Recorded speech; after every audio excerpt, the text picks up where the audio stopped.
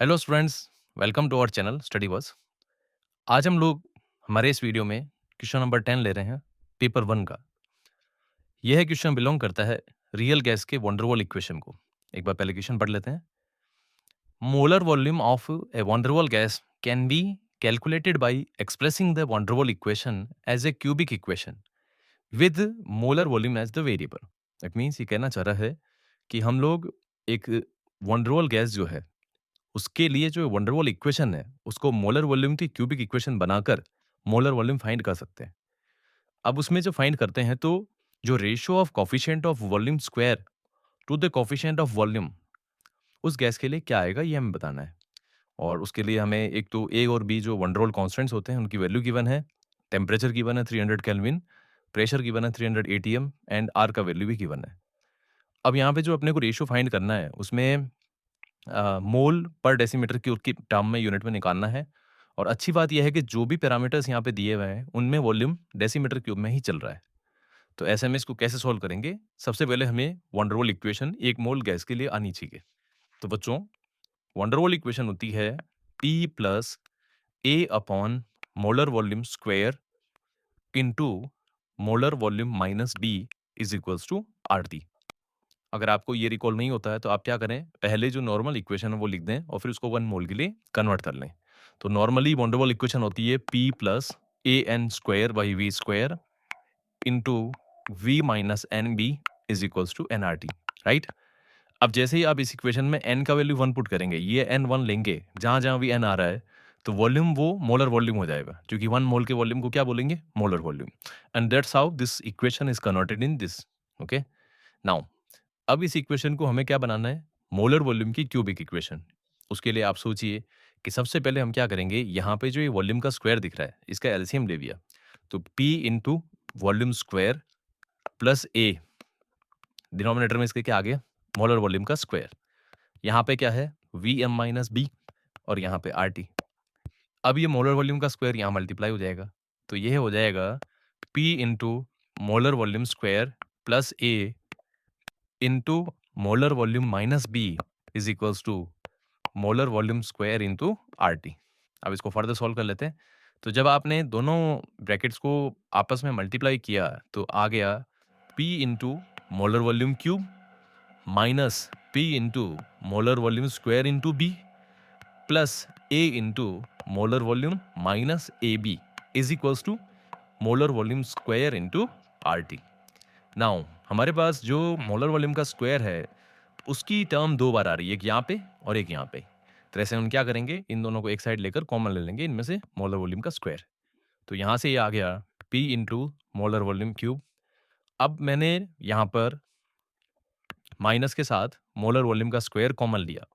तो जब मैंने माइनस के साथ लिया है तो जरा सोचिए, यह टर्म जब इस साइड आएगी तो एक तो माइनस इससे वैसे भी आ जाएगा और वो माइनस बाहर आ चुका है। तो अब अंदर क्या बचा? देखिए, P into b plus RT, उसके बाद plus A into molar volume minus a b is equals to 0। यहाँ पे अब इस इक्वेशन को वॉल्यूम के रेस्पेक्ट में क्यूबिक इक्वेशन बनाने के लिए इस P को यहाँ से हटाना पड़ेगा। और इस P को हटाने के लिए हम क्या करेंगे, पूरी इक्वेशन को P से डिवाइड कर लेते हैं।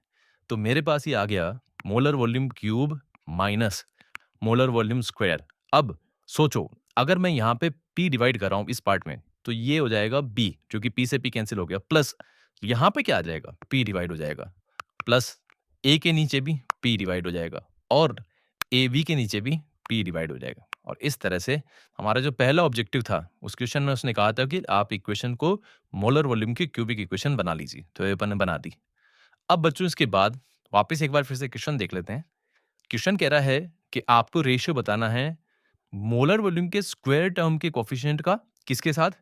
मोलर वॉल्यूम की टर्म के साथ, अर्थात Vm स्क्वायर के साथ जो कोफिशिएंट आ रहा है वो और Vm का जो कोफिशिएंट है उनका रेशियो आपको बताना है। चलिए, तो हमने देखा कि यार जो Vm स्क्वायर है ये रहा, इसका जो कोफिशिएंट है, अब क्यूबिक इक्वेशन में तो यहाँ प्लस होता तो इसका कोफिशिएंट जो है, coefficient of molar volume square क्या बनेगा? Minus of b plus RT by D. Okay, this is the, लिख देता हूं, कोफिशिएंट ऑफ Vm स्क्वायर। और Vm का कोफिशिएंट ये रहा मोलर वॉल्यूम का, क्या? A by P। This is the coefficient of molar volume. और आपसे क्वेश्चन में इसका रेशियो पूछा है। तो बस अब इसके बाद हमें यहाँ पे वैल्यूज़ पुट करनी है। एक बार पहले क्वेश्चन पढ़ के बी और ए का वैल्यू ले लेते हैं बच्चों। तो ए का वैल्यू तो है 6 और बी का है 0.06। ये देखिए, ये रहा बी और ये रहा आपका ए। तो 6 एंड 0.06 यूनिट में कोई टेंशन नहीं है क्योंकि यूनिट वही है जो हमें चाहिए। टेम्परेचर कितना लेंगे? 300 और प्रेशर लेंगे 300 एटीएम। Now 6 and 0.06। तो सबसे पहले मैंने माइनस के बाहर बी की वैल्यू लिखी 0.06 प्लस आर 0.082 लेना है। टेम्परेचर 300 है केल्विन में और प्रेशर 300 एटीएम है। ये सारा वैल्यू मैंने यहाँ पुट कर दिया। डिनोमिनेटर के अंदर ए का वैल्यू जो कि 6 है और प्रेशर का वैल्यू 300 है, ये भी पुट कर दिया। अब इसको थोड़ा सॉल्व कर लेते हैं, थोड़ा सा मतलब पूरा ही। तो देखिए 300 से 300 कैंसिल, 6 से ये 5 टाइम्स और ये 0 यानी 50 हो गया and that 50 will be in the numerator part. Okay, तो हमारे पास आ गया माइनस 0.06 प्लस 0.082 इंटू 50, यही हमारा आंसर रहेगा। ओके, नाउ 0.06 में 0.082 जोड़ रहे हैं अपन, इसका मतलब कि 60 में 82 जोड़ लो पहले। तो 60 प्लस 80 140 142। तो इसका मतलब ब्रैकेट के अंदर जो पार्ट है वह बन जाएगा 0.142 और इंटू 50। अब बच्चों अगर आप ये पॉइंट इस 0 से कैंसिल आउट करते हैं तो 1.42 इंटू 5 बनना है। अब 1.42 को 5 से आप मल्टीप्लाई बड़ी इजीली कर सकते हैं। 1 1 और कितना आया 10 था, 0 1 20 और 1 1 2 7 7.10, वही माइनस के साथ। तो ये है आंसर आएगा -7.10।